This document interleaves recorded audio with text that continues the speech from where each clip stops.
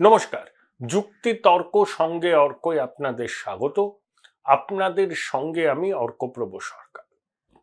কতটা মরিয়া হয়ে গিয়েছেন মুখ্যমন্ত্রী সেটা বোঝা যায় যখন তিনি নির্বাচনের প্রচার মঞ্চ থেকে সনাতনীদের বিশ্বাসের জায়গা রামকৃষ্ণ মঠ মিশন, ভারত সেবাশ্রম সংঘ, ইসকন তাদেরকে আক্রমণ করে।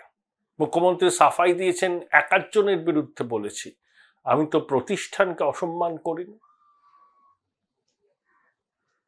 ওনার মূল রাগ হচ্ছে কার্তিক মহারাজের উপর, কিন্তু এই 2019-এর লোকসভা নির্বাচনের আগে কার্তিক মহারাজের সঙ্গে তার ঘনিষ্ঠ সম্পর্ক ছিল। এখন কার্তিক মহারাজ মমতা বন্দ্যোপাধ্যায়ের থেকে দূরে সরে গিয়েছেন বলে তিনি কার্তিক মহারাজের নামে প্রকাশ্য মঞ্চে অভিযোগ করলেন যে এজেন্ট বসতে দেয়নি, দাঙ্গায় মদত দিয়েছে, ইত্যাদি ইত্যাদি। তৃণমূল ক্ষমতায় আছে, প্রবল প্রতাপশালী তৃণমূল। একজন মহারাজের পক্ষে কি সম্ভব বুথে এজেন্ট বসতে না দেওয়া?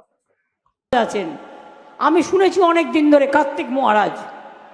ভারত সেবা সংঘকে আমি খুব শ্রদ্ধা করতাম। আমার শ্রদ্ধার্ঘের একটা তালিকায় তারা অনেক দিন ধরে আছে। কিন্তু যে লোকটা বলে আমি তৃণমূল কংগ্রেসকে এজেন্ট বসতে দেবো না, সে লোকটাকে আমি সাধু বলে মনে করি না। তার কারণ তিনি ডাইরেক্ট পলিটিক্স করে। পরশুদিনই মমতা ব্যানার্জি ধ্বংস হয়ে গেছে। আইনি পথে গেলেন মহারাজ, আমি ওয়েলকাম করেছি।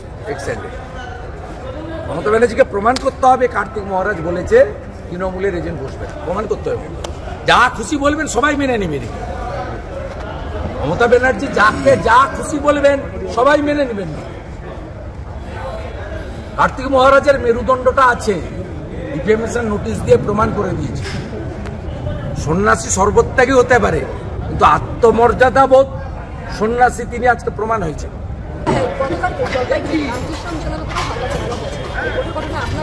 মমতা ব্যানার্জির উস্কানি। রামকৃষ্ণ মিশনের মুখ খোলা উচিত, ভারত সেবাশ্রম সংঘ মুখ খুলেছে, ইসকনেরও মুখ খোলা উচিত। 700 একর জমি মমতা ব্যানার্জি বলছে আমি দিয়েছি, ইসকন কিনেছে। মমতা ব্যানার্জি ক্যাবিনেটে, আমি ছিলাম ওই ক্যাবিনেট মিটিংয়ে, 14Y-তে ল্যান্ড সিলিংয়ে এক্সামশন দিয়েছে। সে তো যে কোনো সরকার, যে কোনো মুখ্যমন্ত্রী বুদ্ধও থাকলেও তাই করতো। একটা প্রতিষ্ঠান, আন্তর্জাতিক প্রতিষ্ঠান, তারা যখন 14Y-তে প্রেয়ার করে যে আমাদের ক্ষেত্রে ল্যান্ড সেলিংটা তুলে দেওয়া হোক, এ তো ক্যাবিনেট অ্যাপ্রুভেল। কিন্তু উনি বলছেন আমি 700 একর জায়গা ইসকনকে দিয়েছি। কত বড় মিথ্যা কথা। জয় পতাকা স্বামীর উচিত প্রেস স্টেটমেন্ট করা যে মমতা মিথ্যাবাদী। আসলে অধীরকে হারাবার চেষ্টার কসুর তো তিনি করেননি।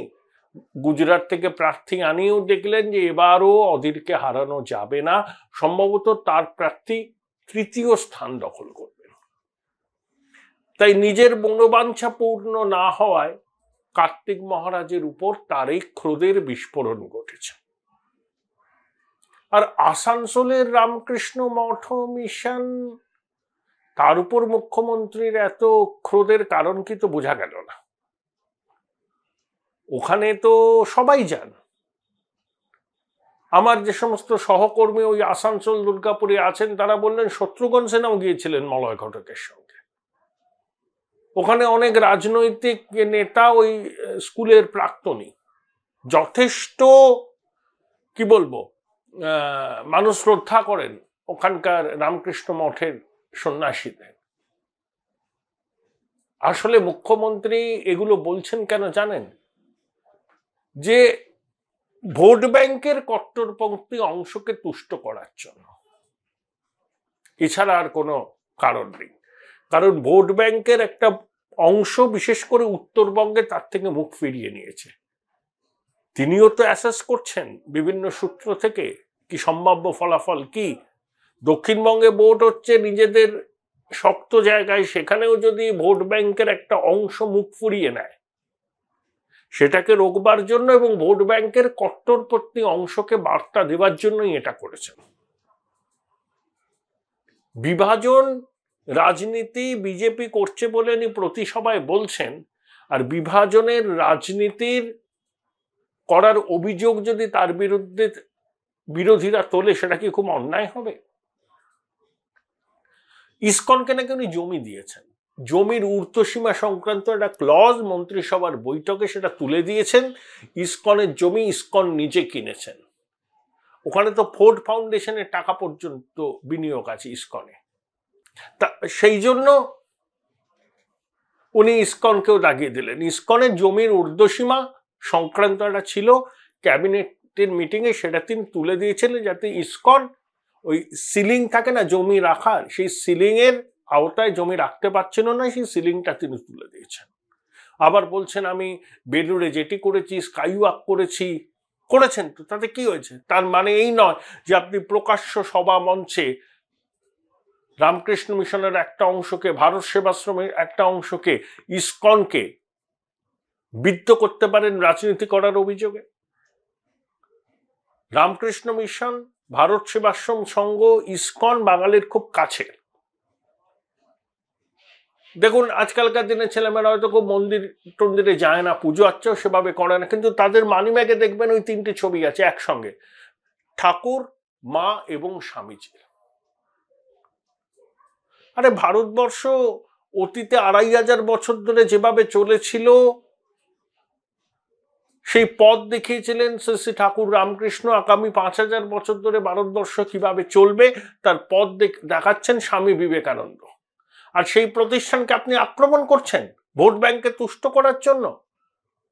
এবং আপনি এই কথা বলার পর শিলিগুড়ির কাছে সেবক রোডে রামকৃষ্ণ মিশনের একটা আশ্রম আক্রান্ত হলো। একজন জমি দান করেছিলেন রামকৃষ্ণ মিশনকে, আদালত রামকৃষ্ণ মিশনকে বলেছে যে আপনারাই এই জমির মালিক, ওখানে ওরা স্কুল করবেন। কিছু জমির কারবারির লোভ পড়েছে, তারা ঢুকে আক্রমণ চালিয়েছে। Join Indian Institute of Hotel Management now. Right choice, right decision. ওই যে কথা আপনি বললেন যে রামকৃষ্ণ মিশনের একটা অংশ তারা বিজেপিকে মদত দিচ্ছে, মুখ্যমন্ত্রীর মুখে যখন এই কথা শোনা যায় তখন সেটা সুযোগে নিয়েছে যারা ওই জমিটাকে দখল করতে চায়। রামকৃষ্ণ মিশনের সন্ন্যাসীরা যদি এভাবে আক্রান্ত হন, যদি রামকৃষ্ণ মিশনকে ভোট বাজারে আপনি নিয়ে আসেন ভোট ব্যাংকের একটা অংশকে তুষ্ট করার জন্য, এর থেকে দুর্ভাগ্যজনক আর কিছু হয় না। শুনে রাখুন, সনাতনী হিন্দুরা এবার একজোট হচ্ছে। 2021 সালে হিন্দু ভোটে 54% পেয়েছিল বিজেপি, এবার 60%-এর উপর হিন্দু ভোট কনসলিডেট হচ্ছে বিজেপির পক্ষে। এবং আপনি ভোট ব্যাংকে যতই কনসলিডেট করার চেষ্টা করুন না কেন, সনাতনীরা কনসলিডেট হলে, ভোট ব্যাংক কনসলিডেট হলেও তার সুফল আপনি পুরোপুরি পাবেন না। এবং ভোট ব্যাংক আপনার পক্ষে পুরোটা কনসলিডেট করেনি, বিশেষত উত্তরবঙ্গে। প্রধানমন্ত্রী তো রামকৃষ্ণ মঠ মিশনে যান, এই তো বছর 2 আগে সেখানে রাত্রিবাসও করলেন। অধ্যক্ষ মহারাজকে দেখেও গিয়েছিলেন, মুখ্যমন্ত্রীও গিয়েছিলেন।